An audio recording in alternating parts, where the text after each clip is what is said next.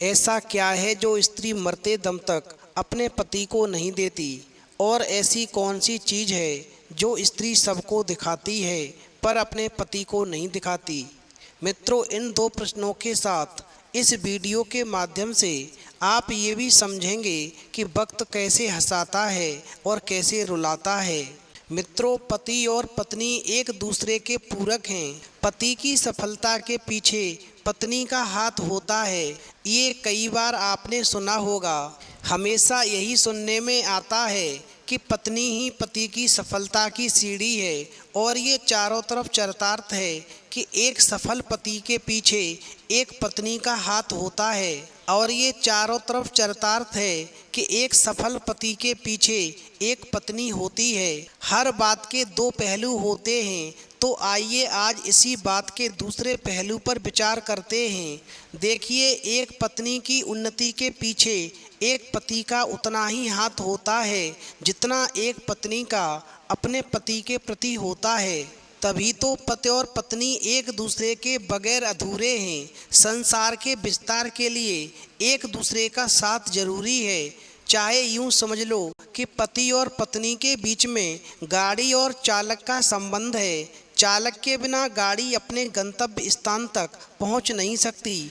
उसी प्रकार एक दूसरे की सहायता से, एक दूसरे के संयोग से ही पति पत्नी सफलता की बुलंदी को छू सकते हैं। स्त्री कई रूपों में पुरुष के साथ होती है, जैसे बेटी, बहन, पत्नी और माता।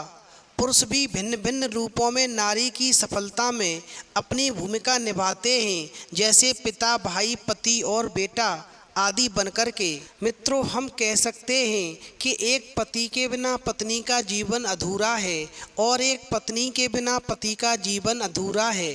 तो मित्रों, आज का ये वीडियो बहुत ही महत्वपूर्ण है, इसलिए इस वीडियो के अंत तक बने रहें और हमारे चैनल को सब्सक्राइब अवश्य करें। जो आधी अधूरी वीडियो देखते हैं उनको अधूराई ज्ञान प्राप्त होता है, जो जीवन में कभी किसी काम का नहीं रहता। आप टाइटल देख करके समझ गए होंगे कि आज हम किस विषय पर बात करने वाले हैं। हाँ मित्रों, तो ऐसा क्या है जो स्त्री मरते दम तक अपने पति को नहीं देती, और ऐसी कौन सी चीज़ है जो स्त्री सबको दिखाती है पर अपने पति को नहीं दिखाती।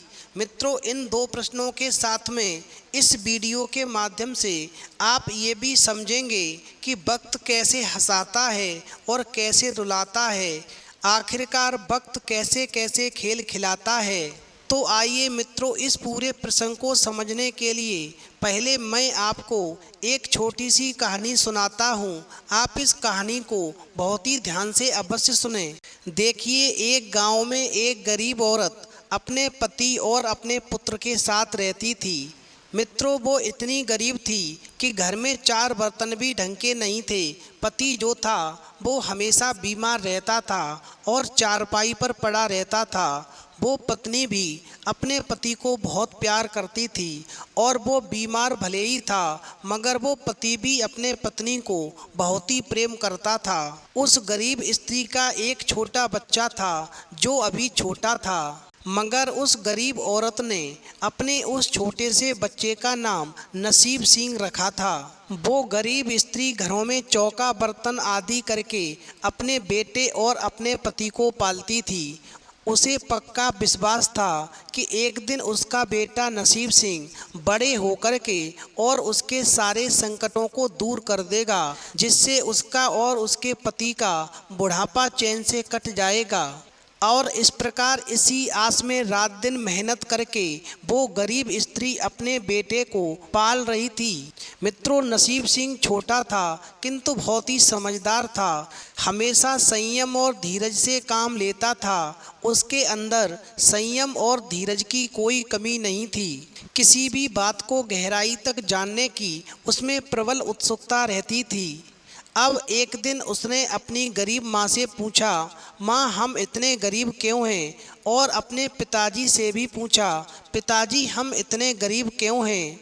अब तो उस नसीब सिंह के माता पिता बड़े ही दुखी स्वर में बोले, बेटा ये सब तो ईश्वर की मर्जी है। वक्त कब हंसाए और कब रुलाए ये तो किसी को पता नहीं। बेटा ये तो ईश्वर ही जाने। अब नसीब सिंह अपने गरीब माता पिता से कहने लगा, अगर ईश्वर ही जाने सब कुछ ठीक है तो मैं ईश्वर से जाके अवश्य पूछूंगा कि हम इतने गरीब क्यों हैं। माँ तुम केवल इतना ही बता दो कि ईश्वर आखिर कहाँ मिलेगा। मैं ईश्वर से मिलकर पूछना चाहता हूँ कि आखिर हमारे माता पिता का और हमारा दोष क्या है जो आपने हमें इतना गरीब बना दिया है। हमारे पिताजी हमेशा बीमार पड़े रहते हैं, उनके इलाज के लिए हमारे पास धन नहीं होता। हमारी माँ घर घर चौका बर्तन करके और हमारा और हमारे पिताजी का और अपना पेट बड़ी मुश्किल से भर पाती है। मैं ये अवश्य जानूंगा कि आखिर प्रभु आपने हमको इतना गरीब क्यों बनाया है। अब इस प्रकार नसीब सिंह अपने माता पिता के पीछे पड़ जाता है कि आप बताओ ईश्वर कहाँ है, वो हमें कहाँ पर मिलेगा। तो गरीब माँ परेशान होकर कह देती है कि बेटा भगवान जंगलों में रहता है, तुम्हें वो वहीं पर मिलेगा, लेकिन तुम वहाँ मत जाना क्योंकि वहाँ पर जंगली जानवर रहते हैं और वो तुम्हें खा लेंगे। अब एक दिन नसीब सिंह बैठा हुआ विचार कर रहा था और उस पर अपने माता पिता की गरीबी देखी नहीं जा रही थी और फिर वो सोच समझ कर के जंगल की ओर चल दिया और उसने दृढ़ प्रतिज्ञा की कि मैं ईश्वर से मिलकर ही रहूँगा। जंगल घना और भयानक था। अब तो चलते चलते नसीब सिंह बुरी तरह से थक गया, मगर भगवान की परछाई भी उसे दिखाई नहीं दी। अतः वो थक हार करके पत्थर की एक शिला पर जा बैठा और सोचने लगा कि भगवान तो यहाँ पर कहीं नहीं है, आखिर गरीबी दूर कैसे होगी। मित्रों, तभी संयोगवश मृत्यु लोक का भ्रमण करते करते शिव पार्वती उधर से आ निकले। उन्होंने उस बच्चे को वहाँ पर बैठा देखा तो उन्हें बड़ा ही अचरज हुआ कि ये अबोध बालक इस बीहड़ जंगल में बैठा आखिरकार क्या कर रहा है। फिर तो भगवान शिव ने बालक से पूछा कि तुम कौन हो और इस जंगल में बैठे क्या कर रहे हो। तो वो नसीब सिंह कहता है, मैं ईश्वर को ढूंढ रहा हूँ। भगवान से बोले ईश्वर को। पार्वती चौंक गई और पूछा, मगर क्यों, ईश्वर से तुम्हें क्या काम है। फिर वो नसीब सिंह कहने लगा कि मैं उनसे इसलिए मिलना चाहता हूँ कि मैं ईश्वर से मिलकर के उनसे पूछना चाहता हूँ कि उन्होंने हमें इतना गरीब क्यों बनाया है। दूसरों की तरह हम पर भी भाग्य की कृपा क्यों नहीं है। अब तो माता पार्वती और भगवान शिव उस बच्चे का साहस देख कर के बहुत ही प्रसन्न हुए। माता पार्वती तो करुणा की सागर हैं। आखिरकार माता पार्वती को उस छोटे से नसीब सिंह बच्चे पर दया आ गई और भगवान शिव से कहने लगी, हे प्रभु आप इस बालक का अवश्य कुछ कीजिए। तो भगवान शिव बोले, पार्वती हम इस बच्चे का कुछ नहीं कर सकते, इसके भाग्य में सुख नहीं है, इसके भाग्य में केवल दुख है जो इसे भोगना ही पड़ेगा। इसमें मैं कुछ नहीं कर सकता। भाग्य देवता के लेख के अनुसार इसे ऐसे ही जीवन भोगना है। अब तो माता पार्वती कहने लगी, नहीं नहीं स्वामी आपको कुछ करना ही होगा। तो माता पार्वती हट करने लगी। मित्रों, आपने एक कहावत सुनी होगी, जब स्त्री किसी काम के लिए हट कर जाए तो पुरुष को झुकना ही पड़ जाता है। बस कुछ इसी प्रकार जब माता पार्वती भगवान भोलेनाथ के सामने जिद करती हैं तो भगवान शिव कहते हैं, पार्वती जिद ना करो, यदि हम इसे कुछ दे भी देंगे तो उसके पास नहीं रुकेगा, इसे वैसा ही जीवन जीने दो जैसा भाग्यदेव चाहते हैं। अब तो माता पार्वती कहती हैं, नहीं प्रभु इसकी गरीबी दूर करने के लिए आपको इस पर कृपा करनी ही पड़ेगी। अब जब माता पार्वती पुनः जिद करने लगी तो भगवान भोले शंकर ने उस बच्चे को एक हार दे दिया। उधर माता पार्वती भी खुश हो गईं।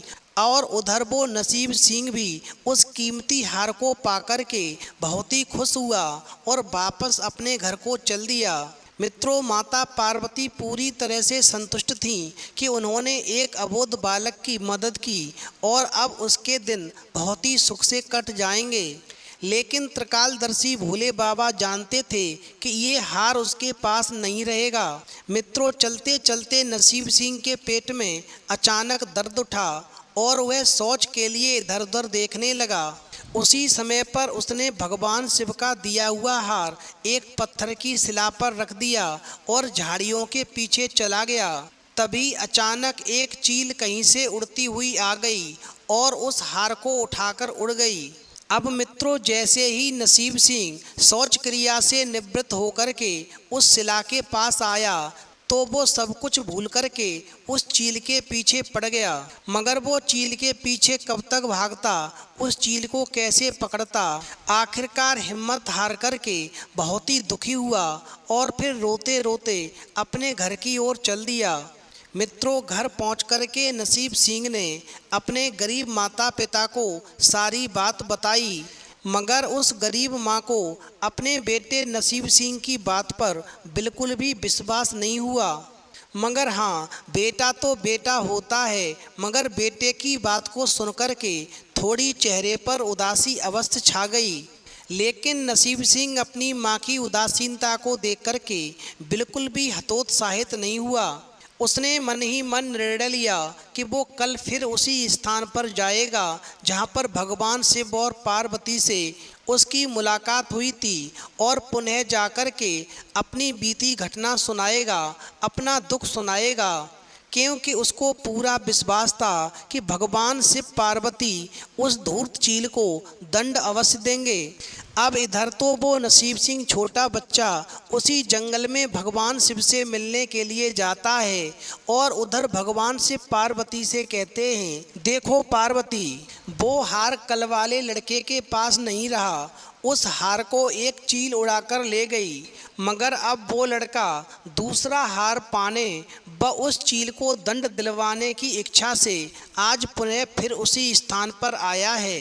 अब जब पार्वती उस लड़के को पुनः उसी स्थान पर बैठा देखती हैं तो भगवान शिव से फिर प्रार्थना करती हैं कि आप चाहे चील को दंड दें या ना दें, किंतु इस लड़के की सहायता करके इसकी गरीबी दूर अवश्य करें। अब भगवान शिव कहते हैं, पार्वती, हम कुछ नहीं कर सकते, यदि तुम जिद करती हो तो हम ब्रह्मा जी से कहते हैं, वही इस बालक की कुछ सहायता कर सकते हैं। अब ऐसा कहकर के भगवान शिव ने ब्रह्मा जी को बुलाया और सारी बात बता करके आग्रह किया कि आप ही इस बच्चे की कुछ मदद करें। मित्रों, भगवान शिव की बात सुन करके ब्रह्मा जी ने उस लड़के को हीरे की एक अंगूठी दे दी। लड़के ने उस अंगूठी को जेब में रखा और खुशी खुशी वापस अपने घर चल दिया। अब इस बार उस लड़के ने मन में सोचा कि मैं इस अंगूठी को अपने से अलग नहीं करूँगा, चाहे कुछ भी हो जाए, और सीधा अपने घर जाऊँगा। अब मित्रों, चलते चलते उस लड़के को अचानक प्यास लगी और वो एक सरोवर के किनारे पहुंच गया। अब जैसे ही वो लड़का चुल्लू भर पानी पीने के लिए नीचे तालाब में झुका, वैसे ही उसकी जेब से वो अंगूठी निकल कर के पानी में जा गिरी जो ब्रह्मा जी ने उसे दी थी। अब वो लड़का जब तक उस अंगूठी को उठाता तब तक उस अंगूठी को एक मछली निगल गई। मित्रों, नसीब सिंह फिर रोते रोते घर आया और अपनी माँ को सारी बात बताई कि माँ, कल मुझे भगवान मिले थे तो उन्होंने मुझे एक हार दिया था और कहा था कि इससे तुम्हारी गरीबी दूर हो जाएगी। तो उस हार को एक चील उड़ा ले गई और फिर मैं दूसरी बार जब आज भगवान के पास फिर गया और मैंने चील की शिकायत की और उसको दंड देने का अनुरोध किया तो भगवान ने आज मुझे फिर से एक कीमती अंगूठी दी और कहा, इसे लेकर के घर जाओ, तुम्हारी गरीबी दूर हो जाएगी। मगर माँ, मैं क्या करूँ? जैसे ही मैं पानी पीने के लिए उस सरोवर में नीचे को झुका, वो अंगूठी मेरी जेब में रखी थी और झुकते ही वो अंगूठी पानी में गिर गई और जब तक मैं उठाता तब तक एक मछली ने उस अंगूठी को निगल लिया और मैं रोता रह गया। मित्रों, अब वो गरीब माँ बेटे की बात सुनकर कहने लगी, बेटा जब तक भाग्य में नहीं है तब तक कुछ भी चीज़ नहीं रुकेगी। जब भाग्य देवता हमारे ऊपर खुश होंगे तो मिट्टी भी सोना बन जाएगी, मगर इस प्रकार किसी के देने से हमारी गरीबी दूर नहीं होगी। और फिर इस प्रकार अपने बेटे को समझा बुझा करके वो गरीब माँ काम करने के लिए चली गई। मगर मित्रों, नसीब सिंह भी हार मानने वाला नहीं था। उसने मन ही मन में फिर सोच लिया कि वो कल फिर जाएगा और तीसरी बार भगवान से फिर मिलेगा और अपनी बीती सारी बात बताएगा। मित्रों, इस प्रकार वो नसीब सिंह छोटा बच्चा तीसरी बार भगवान से मिलने के लिए फिर उसी जंगल में पहुंच जाता है। उधर भगवान शिव और पार्वती उस बच्चे का साहस देख कर के बहुत ही खुश होते हैं। तो शिवजी ने इस बार ब्रह्मा जी के पास जाकर के बात की कि ये लड़का तो बहुत साहसी है, इसका कुछ उद्धार अवश्य किया जाना चाहिए। तो ब्रह्मा जी ने भगवान शिव को सलाह दी कि हमें भगवान श्री विष्णु के पास जाना चाहिए, वही इसकी समस्या का समाधान कर सकते हैं। अतः भगवान शिव और ब्रह्मा जी फिर भगवान विष्णु के पास पहुँचे और भगवान विष्णु को सारी बात बताई। फिर भगवान विष्णु ने सारी घटना को सुनकर के उस नसीब सिंह को कुछ हीरे दिए और कहा, तुम इन हीरों को लेकर के जाओ, अब तुम्हारी गरीबी दूर हो जाएगी। मित्रों, अब वो छोटा बच्चा नसीब सिंह भगवान विष्णु के द्वारा हीरे पाकर के बहुत ही खुश हुआ और उसने मन में विचार किया कि चाहे मुझे कुछ भी हो जाए, इस बार मैं रास्ते में कहीं नहीं रुकूंगा और सीधे अपने घर पर पहुंचूंगा, क्योंकि 2 बार मैं धोखा खा चुका हूँ और 2 बार मुझे कीमती चीज़ें मिली। मित्रों, इस बार वो नसीब सिंह छोटा बच्चा सीधा अपने घर पहुँचा। अब वो नसीब सिंह जब अपने घर पहुँचता है तो क्या देखता है कि माँ घर पर नहीं थी और पिताजी भी दवा लेने गए हुए थे। अतः नसीब सिंह ने हीरे एक लोटे में रख दिए और एक कोने में छुपा दिए और फिर अपनी माँ को ढूंढने के लिए निकल गया। मित्रों, अब वो नसीब सिंह मन ही मन में सोचता है कि अब मेरी माँ को किसी के घर काम करने की आवश्यकता नहीं है, अब तो हम भी अमीर हो गए हैं। अब इधर तो वो नसीब सिंह अपनी माँ को ढूंढने जाता है और उधर उस नसीब सिंह के घर में चोर घुस आते हैं। जो भी सामान मिलता है वो लेकर चले जाते हैं और उस सामान के साथ में वो लोटा भी ले जाते हैं जिसमें नसीब सिंह ने छुपा करके वो हीरे रख दिए थे। अब वो नसीब सिंह अपनी माँ को सारी बात बताता है और माँ के साथ वापस आता है तो क्या देखता है कि घर में चोरी हो चुकी है, हीरे गायब हैं। अब मित्रों, ये नज़ारा देख कर के उस नसीब सिंह की माँ को बहुत ही गुस्सा आया और वो कहने लगी, तू मुझे रोज़ाना नई नई कहानियाँ सुनाता है और पागल बनाता रहता है, तुझे कहीं कुछ नहीं मिलता, सारे दिन इधर से उधर आवारा बनकर के भटकता रहता है और शाम को पिटाई के डर से कोई ना कोई नई कहानी सुना देता है। मित्रों, अब तो माँ की डांट सुन कर के वो लड़का रोने लगा, क्योंकि वो तो केवल वही जानता था जो उसके साथ हुआ था और वो भी सब कुछ सत्य था। लेकिन वो नसीब सिंह अपनी माँ को नहीं समझा पा रहा था। अब डांट खाने के बाद में उस नसीब सिंह की हिम्मत और बढ़ गई और फिर उस नसीब सिंह ने अगले दिन फिर उसी जंगल में भगवान से मिलने की प्रतिज्ञा की और वो पुनः जंगल में गया। भगवान भोलेनाथ इस बार सोचने लगे कि इस बच्चे पर इतनी मुसीबतें पड़ी लेकिन इसने हिम्मत नहीं हारी। अब तो भगवान शिव बहुत ही प्रसन्न हुए और इस बार भाग्य की देवी के पास जाकर बोले, ये लड़का बहुत ही साहसी, हिम्मती और धीरज वाला है, ऐसा व्यक्ति अभागा नहीं हो सकता, आप इसकी गरीबी दूर करो और इसे कुछ दे दो। मित्रों, भगवान शिव की आज्ञा पाकर के भाग्य की देवी ने नसीब सिंह को एक सोने का सिक्का दिया। अब तो वो सिक्का लेकर के नसीब सिंह खुशी खुशी अपने घर को चल दिया और फिर जब उसने घर जाकर के वो सिक्का अपने गरीब माता पिता को दिखाया तो उसके गरीब माँ बाप बहुत ही खुश हुए, क्योंकि अब उन पर भाग्य की देवी की कृपा हो गई थी। अतः सारे काम अपने आप शुभ होने लगे थे। मित्रों, दूसरे दिन ही एक मछली वाला उसी गांव में मछली बेचने आया तो लड़के ने वही सिक्का दे करके मछली खरीद ली। अब नसीब सिंह की माँ ने जैसे ही मछली का पेट काटा तो वो अंगूठी निकली जो ब्रह्मा जी ने उस नसीब सिंह को दी थी, जो उसकी जेब से तालाब में गिर गई थी और मछली निगल गई थी। फिर तो नसीब सिंह की माँ ने वो अंगूठी बहुत ही संभाल कर रख ली और नसीब सिंह से बोली, जा बेटा जंगल से थोड़ी लकड़ियाँ लेकर के आ, आज घर में ईंधन बिल्कुल नहीं है, आज बहुत ही मज़ेदार खाना बना कर के सभी लोग खाएंगे। अब तो वो लड़का कुल्हाड़ी लेकर के जंगल की ओर चल दिया। मित्रों, वहाँ जा कर के जिस पेड़ पर वो नसीब सिंह लकड़ी काटने लगा, वहाँ उसी चील का घोंसला था जो भगवान शिव के द्वारा दिया गया हार वो चील उठा करके ले गई थी। अब तो लड़के ने देखा कि चील वहाँ कहीं आसपास नहीं थी और उसका वो हार जो भगवान शिव के द्वारा मिला था उसी घोंसले पर टंगा हुआ था।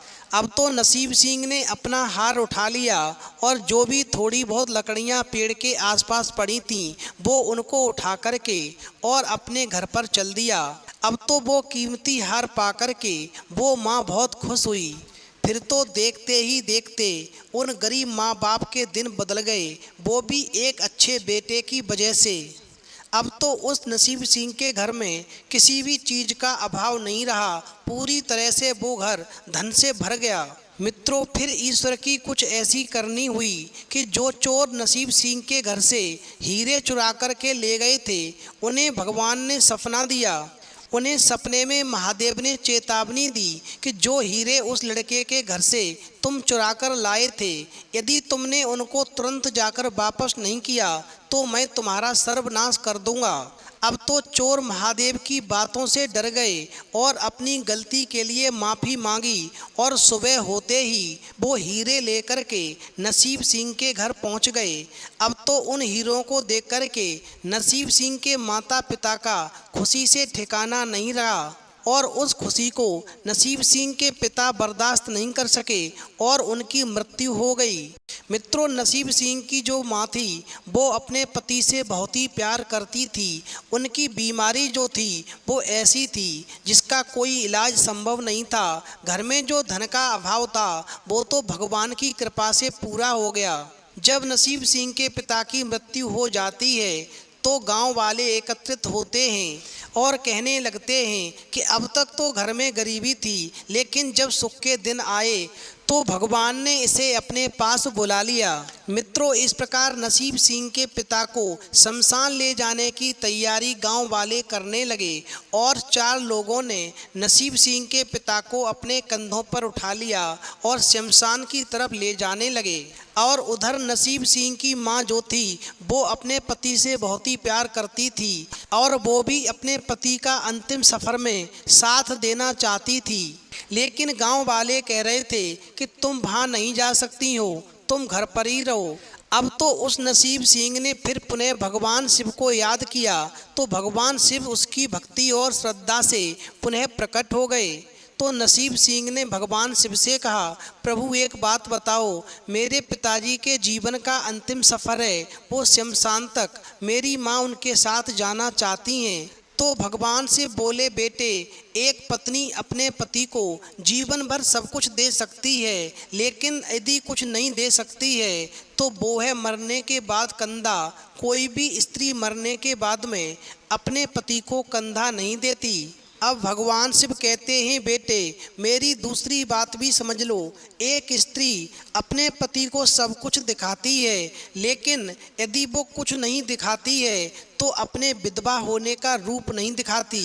और फिर इतना कहकर के भगवान वहाँ से अंतर ध्यान हो गए। तो मित्रों, अंत में मैं आपसे इतना ही कहना चाहूँगा कि एक स्त्री मरते दम तक अपने पति को सब कुछ देती है, लेकिन मरने के बाद में कभी कंधा नहीं देती। और इसके साथ ही साथ एक स्त्री अपने पति को जीवन भर सब कुछ दिखाती है, पर पति को कभी भी विधवा होने का रूप नहीं दिखाती। मित्रों, वक्त कैसे हंसाता है और वक्त कैसे रुलाता है, किस्मत कैसे कैसे खेल खिलाती है, आप ये समझ गए होंगे। यदि आपको ये नसीब के खेल की कहानी पसंद आई हो तो प्लीज़ आप हमारे चैनल को सब्सक्राइब अवश्य करें और कमेंट बॉक्स में लिख कर के अवश्य बताएं ये कहानी आपको कैसी लगी।